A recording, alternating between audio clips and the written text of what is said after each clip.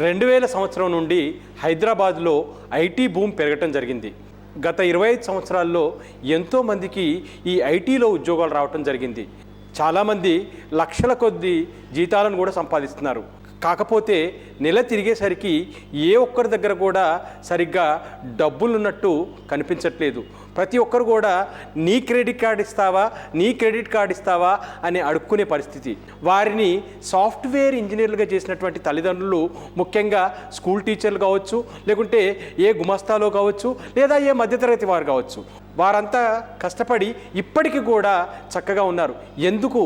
దీని కారణం ఏమిటి అంటే కనుక వారి యొక్క తండ్రులు భూమి మీద ఇన్వెస్ట్మెంట్ చేయటం జరిగింది.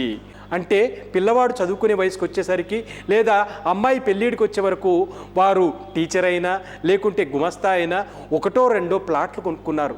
ఆ ప్లాట్లు తిరిగి వారి చదువు కోసం కానీ లేకుంటే వివాహం కోసం కానీ చక్కగా ఆ సమయానికి ఆర్థికంగా వారికి భద్రత చేకూర్చింది.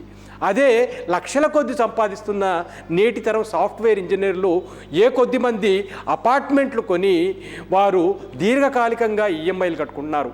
కానీ ప్లాట్ కొనాలి, ఓపెన్ ల్యాండ్ కొనాలి అనే ధ్యాస వాళ్ళకు ఇంకా రావటం లేదు. ఒకవేళ కనుక ఓపెన్ ల్యాండ్ కొనుక్కున్నట్లయితే వారికి రాబోయే భవిష్యత్తులో చక్కటి భద్రత ఉంటుంది.